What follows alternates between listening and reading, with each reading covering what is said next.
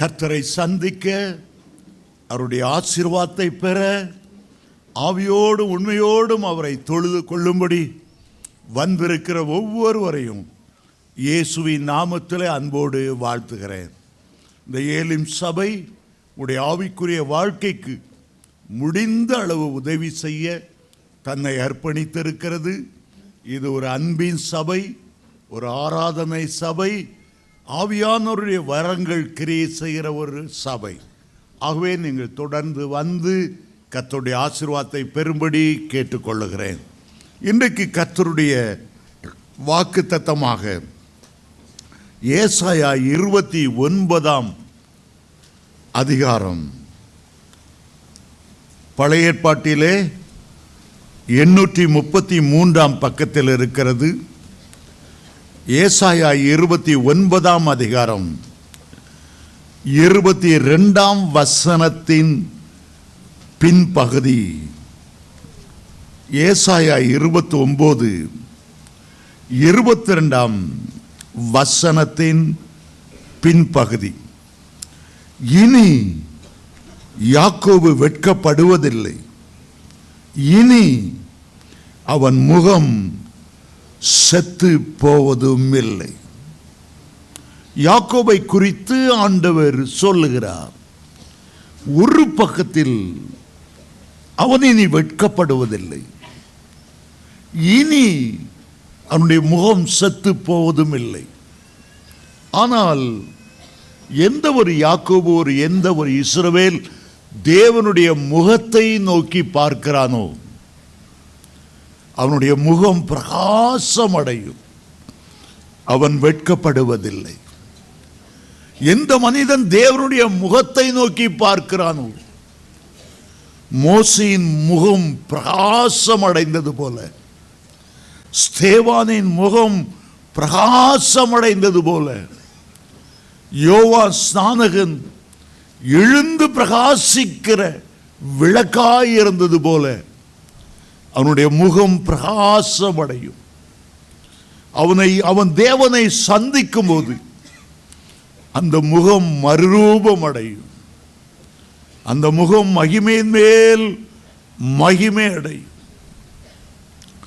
ஒரு வாழ்க்கையிலே ஒரு மனிதனுடைய முகம் மிக முக்கியமானது. எஞ்சான உடம்புக்கு தலையே பிரதானம், தலையிலே அவன் முகமே பிரதானம். அவனுடைய முகமே அவன் யார் என்பதை வெளிப்படுத்துகிறது. அந்த முகம் ஒரு தேவனோடு சஞ்சரிக்கிற மகனை அருமையாய் சுட்டி காண்பிக்கிறது. இந்த முகத்திலே அமைதி, சாந்தம், பரிசுத்தம், தெய்வீகம் குடியிருக்கும். அகத்தின் அழகு அவனுடைய முகத்தில் தெரியும். அகத்தில் அவன் குடியாரனாய் இருக்கிறானா, வேசிக்கள்ளனாய் இருக்கிறானா, பாவத்தில் இருக்கிறதா, அகத்திலே இருள் குடியிருக்கிறதா, அவனுடைய முகம் அதை வெளிப்படுத்தும். சிலருடைய முகத்தை பார்க்கும்போது சந்தோஷமாய் அவர்களோடு பழக வேண்டும் என்ற ஒரு எண்ணம் ஏற்பட வேண்டும். சிலருடைய முகத்தை பார்த்தால் இவனுடைய நட்புறவே வேண்டாம் அப்படி தோன்றும். காரணம், அவருடைய அகத்தில் உள்ள அழகு முகத்திலே தெரிகிறது. ஒரு ஆளுக்கு ஆள் வித்தியாசப்படுத்தி காண்பிக்கிறது என்ன? அவனுடைய முகம்தான் காண்பிக்கிறது, நம்முடைய சரீரம் அல்ல. நம்முடைய முகம், இந்திரா காந்தியினுடைய முகம் சொன்ன உடனே நம்முடைய மன கண்களுக்கு முன்பாக வருகிறது. சிலரை நாம் பார்க்காமல் இருந்தாலும் கூட அவருடைய முகத்தை பார்க்கும்போது இவராகத்தான் இருக்க வேண்டும். இவர் அவருடைய அப்பாவை அப்படியே உரிச்சு வச்சிருக்கிறார். இந்த முகத்தை பார்த்தாலே உங்கள் அப்பா அம்மா எனக்கு ஞாபகம் வருகிறது. முகம் அடையாளம் காண்பிக்கிறது. சிலருடைய முகம் இரட்டை முகமாக இருக்கும். ரொம்ப அன்பு ஒழுகுவது போல, பழம் நழுவி பாலில் விழுகிறது போல, அவருடைய பேச்செல்லாம் சர்க்கரை பந்தலில் தேன் மழை பெய்கிற மாதிரி இனிமையாக இருக்கும். ஆனால் பழகி பார்த்தா அவன் தோற்றம் வேற, உள்ளே இருக்கிற விஷயம் வேறங்கிற தெரியும். நல்லவங்க போல நடிப்பார்கள். சினிமாவில் நடிகர் நடிக்கிற பார்த்தா அழகாய் நடிப்பாள், பாதாளத்துக்கு கொண்டு போயிடுவாள். இன்றைக்கு நான் உங்களுடைய மத்தியிலே யாக்கோபு சந்தித்த 5 முகங்கள், அதை பற்றி உங்களோடு சொல்ல விரும்புகிறேன். ஆண்டவர் நேசித்த ஒரு பக்தன் யாக்கோபு. தாயின் வயிற்றிலேயே ஆண்டவர் அவனை நேசித்தார், அன்பு கூர்ந்தார்.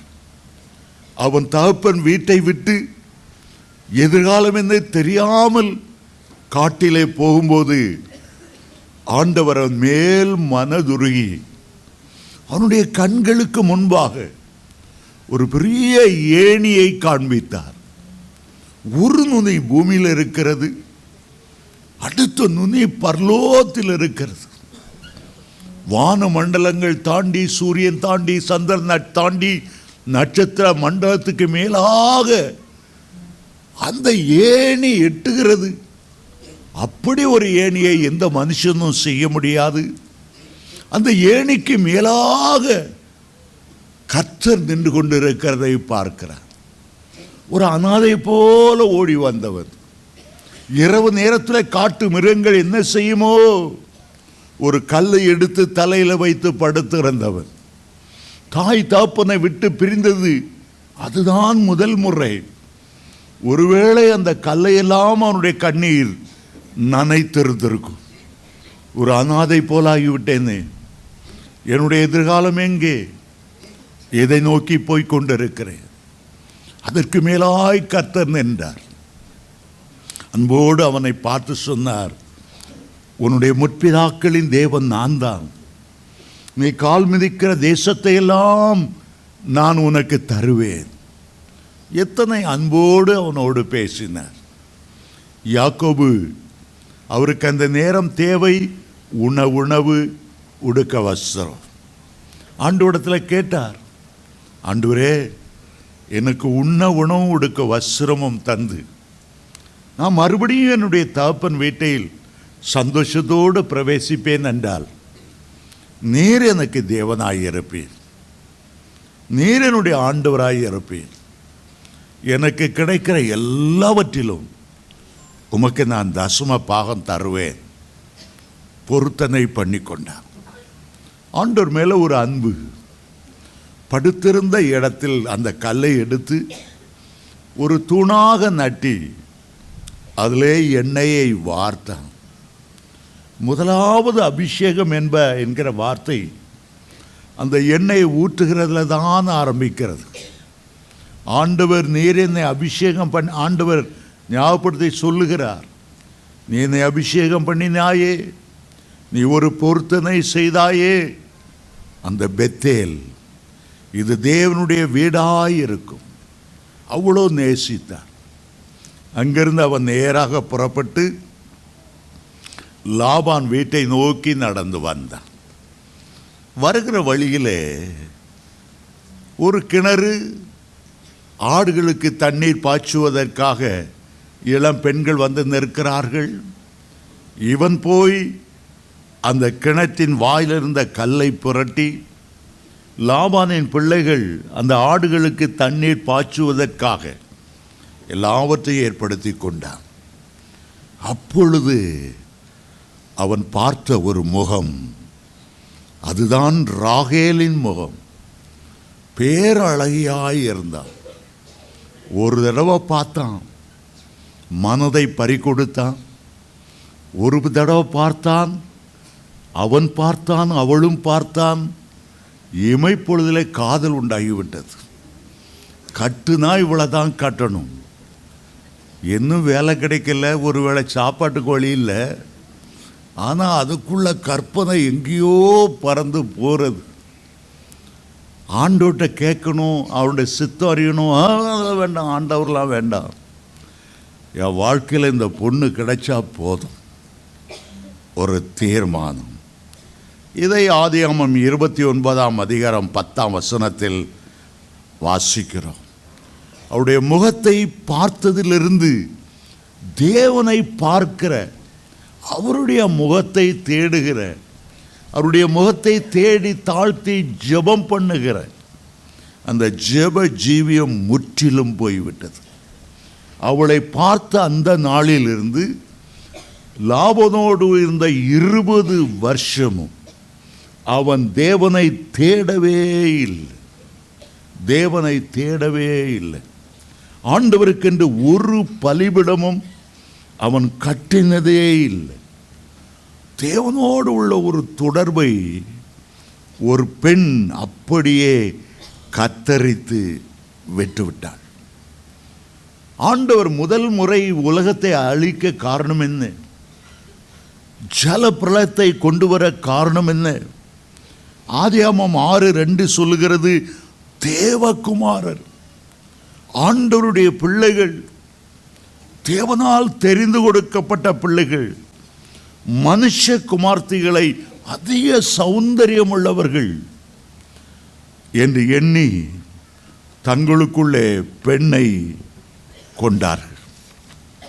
சௌந்தரியம் இன்றைக்கு ஜனங்கள் அப்படித்தான் ஓடுகிறார். எங்கே மூக்கு முழியுமா பொண்ணு கிடைக்கும், எங்கே சவுத்த பொண்ணா கிடைக்கும். ஆங்கிலத்தில் ஒரு பழமொழி சொல்வார்கள், அழகு என்பது ஸ்கின் டீப். அந்த தோல் தான் அழகை கொடுக்குது, தோல் தான் நிறத்தை கொடுக்குது. வெளியில் உள்ள தோலை பார்க்குறாங்களே தவிர வெளி பிரகாரமான அழகை மனுஷன் பார்க்கிறானே தவிர உள்ளத்தின் அழகை பார்ப்பதில்லை. சாலமோன் ஞானி நீதிமொழி 31:30 அவர் சொல்லுகிறார், சௌந்தரியம் வஞ்சனை உள்ளது, அழகும் வீண். கர்த்தருக்கு பயப்படுகிற ஸ்திரியே அவள் புகழப்படுவாள். நீதிமொழி 31:10 சொல்லுகிறது, குணசாலியான ஸ்திரியை கண்டுபிடிப்பவன் யார்? அவளுடைய விலை முத்துக்களை பார்க்கிலும் உயர்ந்தது. சில காமத்துக்கு உட்பட்டவர்கள், காதலுக்கு உட்பட்டவர்கள், இச்சையின் ஆவியினால் பீடிக்கப்பட்டவர்கள், சாத்தான் அவருடைய கண்களை தடுத்து ஆண்டவரை பார்க்கக்கூடாதபடி அதை மறைத்து போடுகிறார்கள். எப்பொழுது அவன் ராகேலை பார்த்தானோ வேறு ஒரு ஞாபகம் வரல. ஆபிரகாமை பற்றியோ ஈசாக்கை பற்றியோ அவர்கள் எப்படி தேவனோடு நடந்தார்கள் என்பதை பற்றியோ அவனுக்கு ஞாபகம் வரவில்லை. எப்படி ஆண்டவர் தனக்கு சிரேஷ்டபுத்திர பாகத்தை தந்தார், எப்படி தகப்பனுடைய ஆசீர்வாதத்தை தந்தார், அந்த ஞாபகமே வரவில்லை. இரவும் பகலும் எண்ணமெல்லாம் அந்த ராகேலை பற்றியே இருந்தது. ரிச்சர்ட் உம்பிராண்ட் என்ற ஒரு தேவனுடைய மனிதன் ஒரு சிறு கதை ஒன்றை எழுதினார். இயேசுவுக்கு 12 சீஷர்கள் வருவதற்கு முன்பாக ஒருவன் இயேசுவோடு ஆண்டவரை நேசித்து கூட செல்லுகிற இடமெல்லாம் சென்றான். ஆண்டவர் எங்கெங்கே அற்புதம் செய்ய போனாலும் கூட நின்றான். பிரசங்கம் பண்ணும்போது கூட நின்றான். அவருக்கு உணவு வாங்கிட்டு வர கூட நின்றான். உம்மை விட்டு பிரியவே மாட்டேன் ஆண்டவரே சபதம் செய்தார். ஒரு நாள் ஊழியத்தை முடித்து மாலை 5 மணி வெயிலில் இயேசு நடந்தவர் தாகத்தோடு ஒரு இடத்துல ஸ்தம்பித்து விட்டார். அவன் சொன்னான், ஐயா ஏசப்பா இந்த மரத்தடியில் உட்காரும். பக்கத்தில் ஒரு கிராமம் தெரியுது, 1 கிலோமீட்டர் தூரம் தான். வேகமாக ஓடி ஓடி ஓடி போய் உமக்கு தண்ணியை வாங்கிட்டு வந்துடுறேன், எங்கேயும் போயிடாதையும் மரத்தடியிலே உட்காரும். இயேசு களைச்சி மரத்தடியில் உட்கார்ந்தார். இவன் ஓடி போனான், முதல் வீட்டை தட்டினா. இயேசுனாருக்கு தண்ணி வாங்க போகணும். ஒரு இளம்பெண் கதவை திறந்தாள். அவன் பார்த்தான், அவளும் பார்த்தான். அதோட சரி, தண்ணி வாங்க போனதையே மறந்துட்டான். அவளை பார்த்து கேட்டவன், கல்யாணம் ஆயிட்டா? இல்லை, எங்கள் அம்மா பார்த்துட்ருக்காங்க. உங்கள் மாதிரி ஒரு ஆளை தான் எங்கள் அம்மா அப்பா தேடுறாங்க. அப்படியா? கொஞ்சம் உட்காருங்க, எங்கள் அம்மா அப்பா இப்போ வயல்லேருந்து வந்துடுவாங்க, உங்களுக்கு மோர் வேணுமா, காஃபி வேணுமா, பால் வேணுமா? கடைசியில் அம்மா அப்பா வந்தாங்க. தம்பிக்கு எந்த ஊர், சொந்தக்காரங்க யார், எல்லாம் எங்கே இருக்காங்க எல்லாம் விசாரித்தாங்க. கல்யாண டேட்லாம் ஃபிக்ஸ் பண்ணாங்க. எங்கள் வீட்டிலே நீ தங்கிடு, பரவாயில்ல, ஒரு பேச்சுலர்ஸ் ரூம் இருக்குது. தேன் கொடுத்த நான் நரி மாதிரியா அங்கேயே உட்காந்துட்டான். இயேசுநாதரை உட்கார வச்சுட்டு வந்தது. பாவம் அவர் தாகத்தோடு என்ன பண்ணுவாருங்கிறத. கடைசியில் கல்யாணம் நடந்தது, ஒரு பிள்ளை பிறந்தது, 2 பிள்ளை பிறந்தது. இயேசுநாதர் ஞாபகம் சுத்தமாக வரல. இவன் அப்படிப்பட்ட வலையிலெல்லாம் சிக்கியிருக்கான், அப்படிப்பட்ட கண்ணிலெல்லாம் மாட்டிக்கிட்டான். இயேசுநாதர் ஞாபகம் எங்கே வரும்? ஒரு நாள் இவன் வேலைக்கு போனான். ஏன்னா பெஞ்சதிக்கு சம்பாதிக்கணும், 2 பிள்ளைகளுக்கு சம்பாதிக்கணும். வேலைக்கு போயிட்டு வரான். அந்த வீடு எரிஞ்சு கிடக்குது. உள்ளே போய் பார்க்குறான், மனைவி எரிஞ்சு கிடக்கிறான். பிள்ளைகளை பார்க்குறான், 2 செத்து கிடக்கான். ஐயோ, மாயை மாயை, எல்லாம் மாயையும் மனதுக்கு சஞ்சலமாக இருக்குது. அப்படியே யோசிச்சான். ஆமாம், அந்த வீட்டுக்கு எதுக்கு வந்தேன்? அப்போ தான் ஞாபகம் வந்தது, இயேசுநாதரை மரத்தடியில் உட்கார வச்சுட்டு வந்தது 3 வருஷமாக ஞாபகம் இல்லை. அவன் எழுந்து ஓடுனான் அந்த மரத்தடியை பார்த்து. 3 வருஷத்துக்கு முன்னால் உட்கார வச்சுட்டு அந்த மரத்தடியை பார்த்தா, தாகத்தோடு இயேசு உட்கார வச்சுட்டு வந்தனே, ஒரு செம்பு தண்ணி கொண்டு வா. இயேசுநாதரை பார்த்தா அங்கே இயேசுநாதரை காணும். எங்கடா இயேசுநாதர் போனார்? நான் அவரை மறந்தே போயிட்டேனே. திடீர்னு ஒரு சத்தம் கேட்டது. தூரத்தில் கல்வாரி மலையிலிருந்து எதிரொலிக்கிற ஒரு சத்தம், தாகமாய் இருக்கிறேன். இவனுக்கு என்ன செய்யன்னு தெரியல. 3 வருஷத்துக்கு முன்னால் தாகமாக இருக்கேன்னு சொன்னார். இப்போ சிலுவை மரத்தில் தொங்குறாரு. இனிமேல் என்ன செய்கிறது? அநேகர் இப்படி தான். ஆசீர்வாதம் வரும்போது, புகழ் வரும்போது, நல்ல வேலை வரும்போது, சம்பாத்தியம் வரும்போது ஆண்டவர் அப்படியே மறந்துட்டாங்க. யாக்கோபு கொஞ்சம் நாளைக்கு முன்னால் தான் அந்த ஏணியை கண்டார். அது சாதாரண ஒரு ஏணி இல்லை, தேவகுமாரனே ஒரு ஏணியாய் நிற்பதை அவன் பார்த்தான்.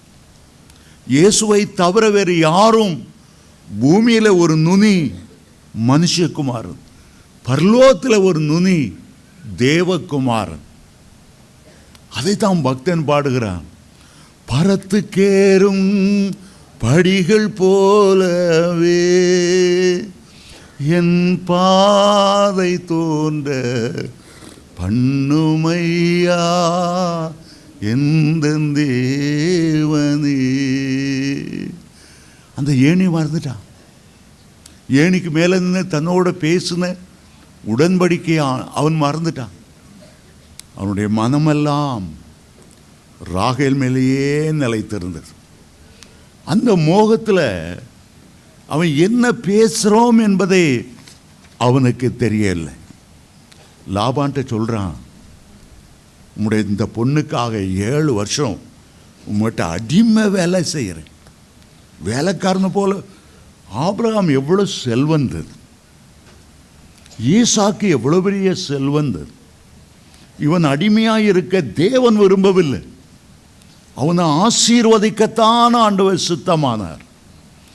வலிய தன்னை அடிமைத்தனத்தின் ஆவிக்கு தன்னை ஒப்பு கொடுத்து அவன் சொன்னான். ஆதியாகமம் 29:18 யாக்கோபு ராகேல் மேல் பிரியப்பட்டு உம்முடைய இளைய குமார்த்தியாகிய ராகேலுக்காக உம்மிடத்தில் 7 வருஷம் வேலை செய்கிறேன், அடிமையாக. ஆண்டவர் நம்மை அடிமைத்தனத்திலிருந்து மீட்டெடுத்திருக்கிறார். ஒரு காலத்தில் பாவத்துக்கு அடிமையாக இருந்தோம், சாபத்துக்கு அடிமையாக இருந்தோம், பிசாசுக்கு அடிமையாக இருந்தோம், மனது மாம்சம் விரும்பினவைகளை செய்ய அடிமையாக இருந்தோம். ஆண்டவர் தம்முடைய இரத்தத்தாலே நம்மை மீட்டெடுத்து சுயாதீனனாகி அவரை அப்பா பிதாவே என்று அழைக்கக்கூடிய வானத்தையும் பூமியும் படைத்த சர்வ வல்லவரை சொந்தமாய் கொண்டிருக்கக்கூடிய பாக்கியத்தை தந்திருக்க நாம் மீண்டும் அடிமையாய் போக போவதில்லை. அப்போஸ்தலனாகிய பவுல் ரோமர் 8:15 நீங்கள் திரும்புவீர்கள் என்றால், நீங்கள் அடிமைத்தனத்தின் ஆவியை பெறாமல் மீண்டும் அந்த அடிமைத்தனத்துக்குள் போய்விடாதபடி, மரண பயத்துக்கு அடிமைகளாய் மாறாதபடி உங்களுக்கு புத்திர சுவிகார ஆவியை கொடுத்திருக்கிறார். ஆண்டவர் அதை பார்த்தார். ஓசியா தீர்க்கதரிசி மூலமா பரலோக கேமரா அப்படியே ஸ்வைங் பண்ணி இப்போ அடிமையாக இருக்கிற யாக்கோபுக்கு நேராய் திரும்பி இருக்கிறது. ஓசியா 12:12 ஆண்டவர் சொன்னார், யாக்கோபு சீரியா தேசத்துக்கு ஓடி போய் இஸ்ரவேல் ஒரு பெண்ணுக்காக ஊழியம் செய்து ஒரு பெண்ணுக்காக ஆடு மேய்ச்சான். ஒரு பெண்ணுக்காக ஆடு மேய்த்தான். அப்படி ஒரு குணசாலியை கண்டுட்டானா? இல்லை. வேதம் முழுவதையும் பார்க்கும்போது ஒரு முறை கூடாது ராகேல் ஜெபம் பண்ணினாள், ஆண்டவரை நேசித்தாள், பார்க்கவே முடியாது. ஒரு தடவை கூட அவள் ஜெபம் பண்ணல. ஜெபம் பண்ணாதது மாத்திரமல்ல, யாக்கோபையும் அவள் பின்மாற்றத்துக்குள்ளே தள்ளிவிட்டாள். அவளுக்கு இருந்தெல்லாம் தகப்பனுடைய விக்கிரத்தை வைத்து ஆராதனை செய்த விக்கிரகக்காரியாய் இருந்தாள். மாத்திரமல்ல, தகப்பனுடைய விக்கிரகத்தை யாக்கோபு புறப்படும் போது கூடவே தூக்கிட்டு போய் அந்த விக்கிரகத்தை ஒழித்து வைத்தாள். ஒட்டகத்தின் மேல் சேணம் வைத்து ஏறி உட்கார்ந்து விக்கிரத்தை தேடி தேடி தேடி வந்த தகப்பனை பார்த்து சொல்ற, ஐயா நமக்கு முன்பாக எழுந்திருக்கல, மன்னிச்சுக்கோங்க, எனக்கு மென்சஸ் வந்துட்டு, விக்கிரத்து மேலே உட்கார்ந்துட்டு இருக்கிற.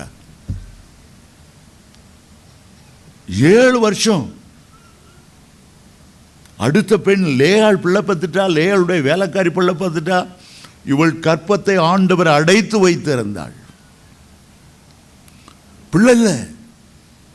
பிள்ளைலாத நிலைமையில அந்நாளை போல ராகேல் கத்திடத்தில் வரல. அவ என்ன சொன்னாள்? ஆதியாகமம் 30:1 வாசிக்கும் போது, ராகேல் தான் யாக்கோபுக்கு பிள்ளை பெறாததை கண்டு தன் சகோதரி மேல் பொறாமை கொண்டு யாக்கோபை நோக்கி, எனக்கு பிள்ளை கொடும், இல்லாவிட்டால் நான் சாகிறேன் என்றாள். அவள் கற்பத்தை அடைத்தது யாக்கோபு அல்ல. ஒரு மனிதன் நினைத்து பிள்ளைகளை கொடுத்து விட முடியாது. ஒரு பிள்ளையை ஒரு குடும்பத்தில் கர்த்தர் கொடுக்கிறார் என்றால் அதிசயமான ஒரு சின்ன சரீரத்தை உருவாக்கி, ஆயிரக்கணக்கான கம்ப்யூட்டர்கள் இருக்கிற மூளையை உருவாக்கி, 970 மைல் நீளமுள்ள நரம்பு மண்டலத்தை உண்டாக்கி, 273 குட்டி குட்டி எலும்புகளை சேர்த்து விசித்திர வினோதமாய் எந்த ஒரு மனுஷனால் உருவாக்கவே முடியாத ஆவி ஆத்மா சரீரத்தோடு சிருஷ்டிப்பது கர்த்தருடைய கிருபை. அவள் அதை உணரவில்லை. பிள்ளைகள் கர்த்தரால் வரும் சுதந்திரம் உணரவில்லை. அந்நாளை போல தேவனுடைய ஆலயத்துக்கு ஓடி போய் விழுந்து மனங்கசந்து அழுது, ஆண்டவரே, எனக்குள்ளே வந்த அழகு என்கிற பெருமை நிமித்தம் நான் குழந்தை இல்லாமல் ஆசீர்வாதம் இல்லாமல் தவிக்கிறேன், என் குழந்தை தாரும் என்று கேட்காமல் தான் சகோதரி மேல பொறாமைப்பட்டு புருஷனை பிடிச்சு இழுத்து, எனக்கு பிள்ளை தாரிடா, இல்லைன்னா சூசைட் பண்ணிக்கிறவா. அவன் என்ன செய்வான்? பாவம், அவன் என்ன செய்வான்? தேட வேண்டிய ஆளை தேடல, ஆண்டவரை தேடல கடைசி வரையிலும். ஆகவே தான் அந்த பிரயாணம் போகும்போது பெத்தேலுக்கு போகிற வழியில் அவள் பிரசவத்தில் மரித்தாள். பெத்லகேமுக்கு ஆண்டவர் கொண்டு போய் விடலை. இயேசு பிறந்த இடம் பக்கத்தில் தான் இருக்குது. 4 கிலோமீட்டர் தூரத்தில் பெத்லகேம் வந்துடும். ஆனால் அந்த ஆண்டவர் பிறக்கக்கூடிய அந்த இடத்துல அவள் குழந்தை கொண்டு போக முடியல. இந்த குழந்தைக்கு பெனோனி துக்கத்தின் மகன். ஏன் துக்கம் வந்துச்சு? உன்னால தான் துக்கம் வந்துச்சு. ஆண்டவரை தேட வேண்டிய தேடானால்தான் அந்த துக்கம் வந்துச்சு. பொண்ணு மேல மதி மயங்கி, புருஷன் மேல மதி மயங்கி, கடவுள் கூட வேண்டாம், எனக்கு புருஷன் தான் வேணும், கடவுளையே கண் கண்ட தெய்வம். போ, அவன் தானே தெய்வம். ஆண்டவர் கைவிடக்கூடிய பரிதாபமான ஒரு நிலைமை வந்தது. ரெண்டாவது இன்னொரு முகத்தை பார்க்கும். அது யாருன்னா லாபானின் முகம். லாபான் ரொம்ப தந்திரசாலி, ரொம்ப வஞ்சனை உள்ளவன். ஏமாத்துறதுல யாக்கோபோட ஒரு கில்லாடி. யாக்கோபு 6 அடி பாஞ்சானா இவன் 60 அடி பாயக்கூடிய. அந்த காலத்தில் ஒரு பழமொழி, கும்பகோணத்துக்காரங்க ரொம்ப ஏமாத்துறவங்களா, தஞ்சாவூருக்காரங்க ரொம்ப ஏமாத்துறவங்களா? ஏமாத்துறவனை ஏமாத்துறவன் அவனா லாபான். லாபான்னா என்ன அர்த்தம்னா வெள்ளை, வெளியே பார்க்கறதுக்கு வெள்ளை, வெளியே பார்க்குற பரிசுத்தவான். யாக்கோபு வரும்போது லாபான் முகமெல்லாம் மலர்ந்திருந்தது. தன்னை தேடி ஒரு மருமகன் வாரான், டவுரி இல்லாமல் இவன் தலையில் கட்டிடலாம், இவனை மாதிரி ஏமாளி ஒருத்தனும் இருக்க மாட்டான். லாபான் சிரித்து வரவேட்டான். பாருங்க, என்ன மூக்கும்புளியா, என்னுடைய சிஸ்டருடைய சன்னு ரெபேக்கா போனால ஒட்டகத்தில் 10 ஒட்டகம், அந்த 10 ஒட்டகத்தில் வரும்போது எவ்வளோ ஜுவல்ஸ் கொடுத்தான். அந்த இடத்துலேருந்து வந்திருக்கிற, ஐயோ மூக்கை பார்த்தா எங்கள் அக்கா மாதிரியே இருக்குது, ரெபேக்கா மாதிரியே இருக்குது, காதை பார்த்தா அப்படியே இருக்குது, சத்தம் என்ன கம்பீரமாக இருக்குது. வரும்போது வாயில் 32 வெளியே தெரிய சிரிச்சிட்டு அவனை பார்த்தான். அவனுக்கு எதிர்கொண்டு ஓடி போனான். ஆதியாகமம் 29:13 அவனை கூட்டிக் கொண்டு முத்தம் செய்து தன்னுடைய வீட்டுக்கு அழைத்து கொண்டு வந்தான். எப்படி அழைத்து கொண்டு வந்தான்? ஒரு செலந்தி பூச்சி வலையில் ஒரு ஈ விழுந்தா 2 கையால் இட்டு காலால் அந்த பூச்சி அப்படியே அரவணைக்கிறது போல யாக்கோபு அரவணைச்சி வீட்டுக்கு கொண்டு வரான். இவன் ராகேல் மேலே பிரியமாக இருக்கான்னு அவனுக்கு தெரிஞ்சிட்டு, இதான் சந்தர்ப்பம். தூங்கும்போது லேயால் அழைச்சி கொண்டு விட்டுட்டு அவளையும் கட்டி வச்சிட்டான். இல்லைன்னா கூச்சப்பாறு உள்ள அவளை யார் விரும்ப போகிறா? எங்கே மாப்பிள்ளை பார்க்க முடியும்? ஆனால் அவள் தான் உள்ளான அழகுள்ளவள். கடைசியில் தான் 2 பிள்ளைகளையும் அவங்க தலையில் கட்டியாச்சு. அதுக்கு பிறகுதான் லாபானுடைய சுய உருவம் தெரிய வந்தது. அவன் வேலை கொடுத்து 10 தடவை சம்பளத்தை மாற்றி, யாக்கோபு சொல்லுகிறான், உங்கள் அப்பா முகத்தை பார்த்தா நேற்று இருந்தது மாதிரி இல்லை, முழுவதும் மாறி போயிருக்கு. லாபானுடைய முகம் வரும்போது எப்படி? அதனால தான் மாமனார் வீட்டுக்கு போனால் விருந்தும் மருந்தும் 3 நாள் அங்கேயே கேம்ப் அடித்து உட்காந்தா மாமனார் முகமும் மாறும், மாமியார் முகம் மாறும். அவங்க முகம் மாறுறதுக்கு அதுக்குள்ளே ஓடி போகிறவன் பாக்கியவான். யாக்கோபு 20 வருஷம் டென்ட் அடித்து அங்கே உட்காந்துட்டான்னா எந்த மாமனார் அதை தாங்குவார்? அவருடைய முகம் வேறுபட்டதான். ஒரு நல்ல பக்திமான் இருந்தார். ஆற்றுல ஒரு கால் வைப்பார், சேத்துல ஒரு கால் வைப்பார். ஞாயிற்றுக்கிழமை வெள்ளை சொல்லையுமா சர்ச்சுக்கு வந்துடுவார். மற்ற 6 நாளும் துன்மார்க்கமாக ஜீவிப்பார். இவன் தேவனுடைய பிள்ளையான்னா ஆமான்பான், சாத்தானுடைய பிள்ளைன்னா ஆமான்னு சொல்லுவான். இவன் செத்து ஒரு நாள் பரலோகத்துக்கு போனான். பரலோக கதவை தட்டினா பேதுரு வந்து கதவை திறந்தார். அந்த முத்து வாசலில் எங்கப்பா வந்தா? நீ ஏலிம் சபைக்கில் ஒழுங்கா போவா? நான் தான் ஒன்று அந்த சினிமா தேட்டர்லேயும் அந்த குடிகார இடத்துல வந்தப்போ ஆமாம் ஓகே, நீ ஒன்று செய், இன்னைக்கு பரலோகத்தெல்லாம் சுற்றி பார். நாளைக்கு நீ நரகத்துக்கு அப்படியே போய் அப்படியே லிஃப்ட் எடுத்து டர்ன்னு கீழே போனீங்கன்னா பாதாளம் இருக்கும். அங்கே சாத்தான் இருப்பான். ஒரு நாள் நரகத்தில் தங்கு. உனக்கு எது பிடிச்சிருக்கு என்கிட்ட வந்து சொல்லு, உனக்கு ஏற்பாடு பண்ணிடும். சரி, நேராக பரலோகத்துக்கு போனால் எல்லாம் பாடுறாங்க, எல்லாம் துதிக்கிறாங்க, எல்லாம் ஆடுறாங்க, பாடுறாங்க, மகிமையாக இருக்குது, இயேசுவை பார்க்கணும் விருப்பப்படுறான். நீ டிசைட் பண்ணிட்டு சொல்லப்பா அப்படி இப்படின்னு எல்லாம் பார்த்தான். ரொம்ப பிடிச்சிருந்துச்சு, பரலோகம்தான் பிடிச்சிருக்குன்னு மனசில் நினச்சிக்கிட்டான். பேதுரு சொன்னார், சரி ஒரு நாள் நரகத்தில் தங்கிட்டு வந்துரு.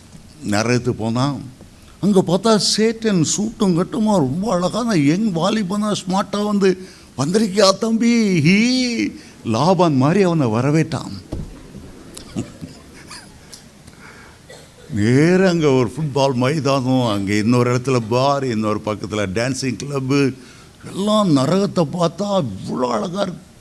என்னடா நம்ம ஊரில் இருக்கும்போது நரகத்தை பற்றி எல்லாம் தப்பாக சொல்லிட்டாங்க, இது எவ்வளோ அழகான இடம், இஷ்டத்துக்கு குடிக்கலாம், இஷ்டத்துக்கு விருந்தென்ன, ஆம்பூர் பிரியாணி என்ன, ஏகப்பட்ட உணவு வகைகள் என்ன, ரொம்ப ஒரே சந்தோஷம். சாத்தான் சொன்னால், என்னத்துக்கு பரலோகத்தை போய் அந்த கடவுளுக்கு என் சும்மா அடிமையாக இருக்க, அங்கே ஒரு வேலை கிடையாது, சும்மா பாட்டு பாடிக்கிட்டே இருந்தால் என்ன ஆகும்? இங்கே பார்த்தா தான் விதவிதமான செயல்பாடுகள், உனக்கு ஃப்ரீ, நீ என்ன நினச்சாலும் செய்யலாம், உனக்கு முழு சுயாதீனம். இது என்னடா பரலோகத்தை விட இது 1000 மடங்கு நல்லா இருக்க. நேரம் மேலே போனால் பேதுருப்பா சொல்லிட்டான், டாட்டா எனக்கு பரலோகமே வேண்டாம், நரகம் எவ்வளோ அழகாக இருக்குது, என்ன அழகு புல்வெளி, என்ன அழகு பூங்கா. நேர நான் நரகத்தே போயிடுறேன். நரகத்துக்கு டர்ன்னு கீழே வந்தான். இப்போ பார்த்தா அந்த பழைய சாத்தானை காணும். பெரிய பல்லு, அகோரமான முகம், வா ராஜா வா, பாதாளத்துக்கு இழுத்து போய் அக்கினி கடலுக்கு தள்ள போனான். ஏய் முந்தி பார்க்கும்போது எவ்வளோ அன்பா இருந்தா, முகமெல்லாம் மலர்ந்து இருந்தது, இப்போ கொடூரமாக மாறிட்டே. எங்கே அந்த ஃபுட்பால் மைதானம், எங்கே அந்த பிரியாணி, எங்கே அந்த சாப்பாடு, எங்கே? அப்போ நீ விசிட்டராக வந்தா, இப்போ பெர்மனண்ட் ரெசிடெண்ட்டாக வா. மாமனார் வீட்டுக்கு விசிட்டராக போனால் வரவேற்பு, பெர்மனண்ட் ரெசிடெண்ட்டாக அங்கே தங்க போனால் ஆபத்து. ரொம்ப பரிதாபம். லாபான் முகத்தை நம்பாதுங்க. நாசியில் சுவாசமுள்ள மனுஷனை அவன் எம்மாத்திரம் மாறிட்டே இருப்பான். லாபான் முகம் நேற்று இருந்த மாதிரி இன்னைக்கு இல்லை, மாறி போயிட்டான். ஆகவே அவன் நினைத்தான், இனிமே மாமனார் வீட்டில் இருக்கக்கூடாது. 20 வருஷ வாழ்க்கைக்கு ஒரு முடிவு உண்டாக்கி அவன் தகப்பன் வீட்டுக்கு போகணுன்னு தீர்மானித்தான். தகப்பன் வீட்டுக்கு போகணுன்னு தீர்மானித்தான். ஆனால் தகப்பன் வீட்டில் அவனுடைய அண்ணன் இருக்கான், ஏசா இருக்கான். தகப்பன் வீட்டுக்கு போனால் அந்த ஏசா என்ன பண்ணுவான்னு தெரியாது. அவன் முகம் பழைய முகமாக இருக்குமா, புது முகமாக இருக்குமா? அவன் கடைசி அவன் சந்திக்கும் போது, எங்கள் அப்பாவுக்கு துக்கம் கொண்டாடுற காலம் வரும், இந்த யாக்கோபு காலை வெட்டணும், இந்த யாக்கோபை கொலை பண்ணோன்ட்டு நின்னான். இப்போ தான் 20 வருஷத்துக்கு பிறகு ஆண்டவருடைய எண்ணம் வருது. 20 வருஷமாக 4 பொண்டாட்டி, 12 + 1 13, 12 பையங்க, ஒரு பொம்பளை பிள்ளை தீனா. இந்த 13 பட்டாளத்துக்கும் உழைச்சி போடுறதே போதும் போதும்னு ஆயிட்டு. இப்போ ஜெபம் பண்ணால் ஒழிய அண்ணன் கோபத்துக்கு தப்ப முடியாது. சில வாழ்க்கையில் பிரச்சனை வர்றதுக்காக ஆண்டவர் சோத்துறோம், அண்ணன் மேலே ஒரு பயம் வர்றதுக்காக ஆண்டவருக்கு சோத்துறோம். ஆண்டவர் அண்ணன் கொண்டு விடுவானோ ஒரு எண்ணம் வர்றதுக்காக தேவனுக்கு சோத்துறோம். அப்போ தான் ஆண்டோடைய முகத்தை பார்க்கணுன்னு ஒரு எண்ணம் வந்துட்டு, கெஞ்சணும்னு ஒரு எண்ணம் வந்துட்டு. இதுக்காகத்தான் ஆண்டவர் 20 வருஷம் காத்துட்டு இருந்தார். இப்போ தேவனை முகமுகமாய் பார்த்தார். முகமுகமாக பார்த்து நான் சாகாமல் பிழைச்சேன். பெத்தேல் என்று இருந்த பேருக்கு பெனியேல் என்ற பேரை ஆண்டவரை முகமுகமாய் பார்த்தேன். ஆண்டவருடைய முகத்தை தரிசித்தேன். ஆண்டவர் அவனோடு உடன்படிக்கை பண்ணினார். சவுனுடைய உள்ளத்தில் இருந்த கசப்பை ஆண்டவர் எடுத்து போட்டார். ஒரு பெரிய மாறுதலை சவுனுக்குள்ளே கண்டு வருவதற்கு காரணம் அவன் தேவனுடைய முகத்தை தரிசித்தான். அப்போஸ்தலனாகிய பவுல் சொல்லுகிறார், இப்போ நாம் கண்ணாடியிலே காண்கிறது போல காண்கிறோம், நிழலாட்டமாய் காண்கிறோம், அப்பொழுது முகமுகமாய் அவரை காண்போம். சங்கீதம் 17 சங்கீதக்காரன் சொல்லுகிறார், நீதியிலே அவருடைய முகத்தை நான் தரிசிப்பேன். நான் விழிக்கும்போது அவருடைய சாயலால் நான் திருப்தியாவேன். ஆண்டவருடைய முகத்தை பார்க்கும்போது அதிலிருந்து என்ன ஆசீர்வாதங்கள். ஆண்டவருடைய முகத்தில் அவ்வளவு கிருபை நிறைந்த உலகம். அவருடைய முகத்தை பார்க்கும்போது நம்மை அறியாமலேயே நமக்குள்ளே ஒரு பிரகாசம் வருகிறது. ஆண்டவரை பார்த்து சூரியனையே பார்த்து கொண்டிருக்கிற ஒரு அழகான மலருக்கு சூரிய காந்தி என்று பெயர். சியோன் என்ற வார்த்தைக்கு சூரிய காந்தி என்ற அர்த்தம். ஆண்டவருடைய முகம் அவ்வளவு கிருபையானது. அவருடைய முகத்தை பார்க்க வேண்டும் என்றுதான் பரிசுத்தவான்கள் ஏங்கினார்கள். என் முகத்தை தேடுங்கள் என்று சொன்னீரே, உம்முடைய முகத்தையே நான் தேடுவேன், உம்முடைய முகத்தையே நான் தேடுவேன். ஆண்டவருடைய முகத்தை நாம் கற்பனை கட்டி பார்க்கிறோம். பரலோகத்துக்கு போகும்போது அந்த 1000 பேரிலும் 10000 பேரிலும் சிறந்தவர், வெண்மையும் சிகப்புமானவர். அவருடைய முகம், அவருடைய முகத்தோற்றம், அதுதான் பரலோகம். அவருடைய முகம் இருக்கிற இடம்தான் பரலோகம். கோடி கோடி வருஷங்கள் அவன் முகத்தை பார்த்துட்டு தான் பிற பரலோகத்தை சுற்றி பார்க்கணுங்கிற எண்ணம் வரும். அதுக்கு பிறகுதான் ஏனோக்கை பார்க்கணும், எலியாவை பார்க்கணும், அப்போஸ்தலனாகிய பவுலை பார்க்கணுங்கிற எண்ணமெல்லாம். ஏண்டா பரலோகம் என்றாலே அது ஆண்டவருடைய முகம்தான். அதை பார்த்தான் அவ்வளோ சந்தோஷம். அதுக்கு பிறகு அண்ணனை பற்றி கவலை இல்லை, ஆண்டவர் பார்த்துக்குவார், இனி கவலைப்பட மாட்டேன். ஆண்டவருடைய முகத்தை தரிசித்ததினால் அவனை அறியாத ஒன்று அங்கே நிகழ்ந்தது. அண்ணனை சந்திக்கும் போது ரொம்ப பயத்தோடு தான் போனார். அண்ணனுக்கு லஞ்சம் கொடுக்குற மாதிரி 200 ஆடு, 50 ஒட்டகம், அது இது சப்பு சவுறு, எத்தனையோ கோடி பெருமான மிருக ஜீவங்கள்லாம் அனுப்பி கொடுத்துட்டு, இதை பார்த்தாவது, இந்த வெகுமதியை பார்த்தாவது எங்கள் அண்ணன் மனசு குளிர்ந்துராதா அப்படின்னு எண்ணி போனேன். அன்னை 400 பேரோட வந்திருக்கான்னு உடனே இன்னும் பேதியாக ஆரம்பிச்சிச்சு. நம் பஞ்சாயத்து பிள்ளைகள்லாம் முறியடிப்பாங்க. ஆண்டவர் மாறுதலை கொண்டு வந்து விட்டார், இவன் ஆண்டவரை தேடினேன்னு தெரியாது. 2 பேரும் எதிர்கொண்டு ஓடினார்கள், கட்டி அணைத்தார்கள், அழுதார்கள் அழுதார்கள் அழுதார்கள். அந்த 20 வருஷ காலத்தில் ஏசாவினுடைய கசப்பை ஆண்டவர் எடுத்து போட்டார். அதை அன்பினால் நிரப்பினார். அவனை கட்டி பிடித்து அழும்படி ஒப்புரவாகும்படி சமாதானத்தின் தேவன் தாமே அங்கே கிரியை செய்தார். வேதம் சொல்லுகிறது, ஒருவனுடைய வழிகள் கர்த்தருக்கு பிரியமானதாக இருந்தால் அவனுடைய சகோதரரும் சமாதானமாகும்படி கிருபை செய்தார். அவன் லஞ்சம் கொடுக்குறான், வெகுமதிகளை கொடுக்குறான். அண்ணன் சொல்கிறான், இதெல்லாம் எனக்கு நிறைய ஆண்டவர் கொடுத்துருக்கார். இவனை சமாதானம் சந்திக்க வேண்டும் என்பதற்காக ஏசாவையும் கர்த்தர் ஆண்டவர் ஆசீர்வதித்தார். 2 பேரும் ஒப்புரவானார்கள். எவ்வளோ பெரிய சந்தோஷம், எவ்வளோ பெரிய சந்தோஷம். ஒரு சகோதரி போன மாதம் நம்முடைய சபைக்கு வந்தாங்க. ஒரு தாலி கொடியை அருந்திருந்தது, அதை 10 வச்சு ஒரு புது தாலியாக செய்திருக்கேன், இதை ஆசீர்வதிங்க. எனக்கு அது பேக்ரவுண்டில் என்ன இருக்குன்னு தெரியல. நானும் ஆசீர்வாதத்தை ஜெபம் பண்ணேன்.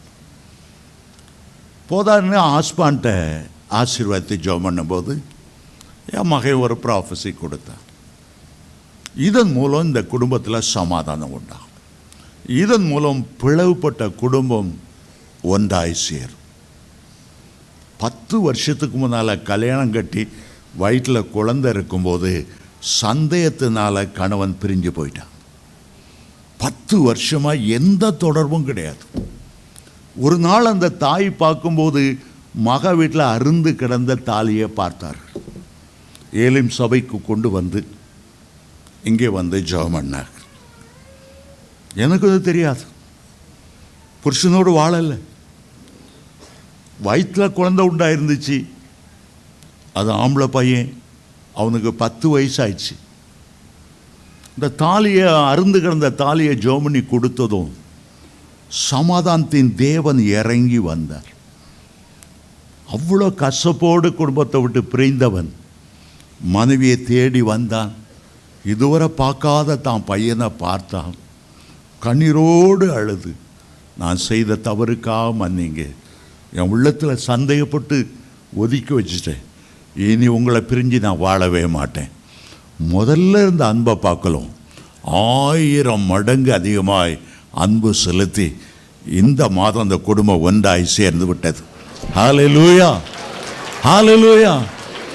கசப்புகள் பல வருஷங்கள் இருக்கலாம், ஆனால் ஒரே நிமிஷத்தில் அந்த கசப்பை இனிமையாய் மாற்றக்கூடியவர் சமாதான பிரபு. ஆமென். அவர் சமாதான காரணர் என்று ஆதியாகமம் 49:10 சொல்லுகிறது.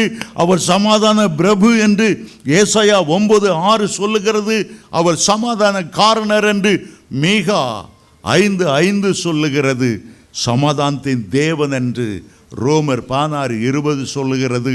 பிரிந்து கிடக்கிற குடும்பங்களிலே சமாதானத்தை உண்டு பண்ணுகிறவர். ஆமென், ஹல்லேலூயா. கடைசியாய் இன்னொரு முகத்தை நான் சொல்லி முடிக்க விரும்புகிறேன். மீண்டும் நான் சொல்லுகிறேன். முதலாவது ராகேலின் முகம், 2வது லாபானின் முகம், 3வது தேவனுடைய முகம், 4வது ஏசாவின் முகம், கடைசியாக யோசேப்பின் முகம். யோசேப்பின் முகம். யோசேப்பு 17வது தன்னுடைய வயதில் தகப்பனை விட்டு பிரிந்தார். அவருடைய சகோதரர்கள் குழியில் போட்டார்கள். பிறகு எகிப்து போன இஸ்மவேலரிடம் விற்றார்கள். அவனுடைய பல வர்ண அங்கியில் இரத்தத்தை தோய்த்து, உம்முடைய மகனை ஒரு காட்டு மிருகம் பிராண்டி சாப்பிட்டு விட்டது, இது அவனுடைய வஸ்திரமா இல்லையா பாருங்கள். இந்த இரத்தம் தோய்ந்த அந்த வஸ்திரத்தை அவன் அண்டை காட்டினார்கள். அழுதான் அழுதான் அழுதான். தன்னுடைய மகனுடைய முகத்தை நினைத்து நினைத்து அழுதான். சொன்னான், என் மகத்தை மோனை பார்க்கானால என் நரமயிர மனவேதனையோடு பாதாளத்தில் இறங்க பண்ணுகிறீர்கள். அவன் எந்த சந்தோஷமாக அணுக விடாதபடி துக்கமாகவே இருந்தான். ஒரு நாள் அவனுக்கு ஒரு செய்தி வந்தது. அவனுடைய சொந்த சகோதரர்கள், குழியில் தூக்கி போட்டு விற்றவர்கள், அவனுடைய பல வண்ண அங்கியை ஆட்டுக்குட்டியின் இரத்தத்தில் தோய்த்து உன்னுடைய மகனுடைய அங்கிதானா பாருங்கள் என்று கொண்டு வந்தவர்கள் சொன்னார்கள், யோசேப்பு உயிரோடு இருக்கிறான், எகிப்துக்கெல்லாம் அதிபதியாய் இருக்கிறான், அவன் இந்த வண்டில்களை எல்லாம் கொண்டு வந்த கொடுத்து அனுப்பினான், எங்க அப்பா உயிரோடு இருக்கிறாரான்னு கேளுங்கள் சொன்னான். நீங்க அவரெண்ட போக வேண்டும் என்று விரும்புகிறான். அவனு கேட்ட செய்தி வேதம் சொல்லுகிறது, அவ்வளோ ஷாக்கிங் நியூஸ், ஹாப்பி நியூஸ். அதில் அவனுக்கு உயிர் போயிட்டு வந்துதான். என் மகன் உயிரோடு இருக்கிறதா, அது எனக்கு போதும், அவனுடைய முகத்தை நான் பார்ப்பேன். யோசேப்பு எல்லா விதத்திலும் இயேசு கிறிஸ்துவுக்கு அடையாளமானவர். யோசேப்பின் பல வர்ண அங்கி இரத்தம் தோய்ந்து இருந்தது போல பிலாத்துவினுடைய அரண்மனையில் அடிக்கப்பட்டு ஒரு சிகப்பு அங்கி முழுவதும் இரத்தம் தோய்ந்து போய் இறந்தது. அவன் இறந்து விட்டான் என்று எல்லாரும் எண்ணினார்கள். ஆனால் 3ஆம் நாள் யூத ராஜ சிங்கமாய் உயிரோடு எழுந்தார். என் மீட்பர் உயிரோடு இருக்கிறார், அவர் கடைசி நாளில் பூமியின் மேல் நிற்பார் என்று அறிந்திருக்கிறேன் என்று யோபு 19:25 சொன்னார். கிறிஸ்துவே மரித்தவர், அவரே எழுந்தும் இருக்கிறவர். வெளிப்படுத்தல் 1:17-18 உயிர்த்தெழுந்த இயேசு வந்து நின்று யோவான் மேல் கைகளை வைத்து, பயப்படாதே, மரித்தே, ஆனாலும் சதா காலங்களில் உயிரோடு இருக்கிறேன். யாக்கோபு உயிரோடு இருந்த தன் மகனை பார்த்தான். 2 பேரும் கட்டி பிடித்து, அதை வாசிக்கும்போது எனக்கே கண்கள் கலங்கி விட்டது. ரொம்ப நேரம் அழுதார்களாம். ரொம்ப நேரம் அழுதார்களாம். யோசேப்பும் அவனுடைய தகப்பனாகிய யாக்கோபும். ஏன் அவர்கள் பிரிந்தார்கள்? 20 வருடங்கள் பிரிந்தார்கள். ஆண்டவர் ஏன் அதை அனுமதித்தார்? யாக்கோ அந்த ராகேலுடைய அழகில மயங்கி 20 வருஷம் ஆண்டவரை நினைக்காமல் இருந்ததை நிமித்தம் யோசேப்பை 20 வருஷம் பிரித்து வைத்து, நான் எவ்வளவு உன்னுடைய பிரிவுக்காக வேதனைப்பட்டிருப்பேன், நீ ராகேல் மேல் வைத்த அன்பை வைத்து என்னை மறந்தாயே. ஆண்டவர் எவ்வளவு வேதனைப்பட்டிருப்பார். நாம் ஆண்டவரை மறக்கும் போது ஆண்டவருடைய உள்ளம் துடிக்கும். உலக நேசம், உலக ஆசை, பெண்ணாசை, பொருளாசை, ஆணாசை எல்லாத்திலும் நீ கர்த்தரை மறந்து விட்டாயே. ஆண்டவருடைய உள்ளம் எவ்வளவு புண்படும் என்று அறிவதற்காக 20 வருடம் யோசேப்பை பிரிந்து வாழ வேண்டியதாயிற்று. தேவ பிள்ளைகளே, எப்போதும் கர்த்தருடைய முகமே உங்களுடைய உள்ளத்தை சந்தோஷப்படுத்தட்டும். ஹல்லேலூயா. வாலிப பிள்ளைகளுக்கு ஒன்று சொல்ல விரும்புகிறேன். யாக்கோபை போல தேவனற்ற, ஆண்டவரற்ற ஒரு பெண்ணை விரும்பாதிருங்கள். ஆண்களை பார்த்து சொல்லுகிறேன், கிறிஸ்துவுக்கும் பேலியாளுக்கும் சம்மதம் ஏது? அவிசுவாசியோடு விசுவாசிகளுக்கு ஒரு இணைப்பு ஏது? ஆண்டவருக்கு பயந்த ஒரு பெண்ணை திருமணம் செய்யும்போது உங்களுடைய குடும்ப வாழ்க்கை பரலோகமாக இருக்கும்.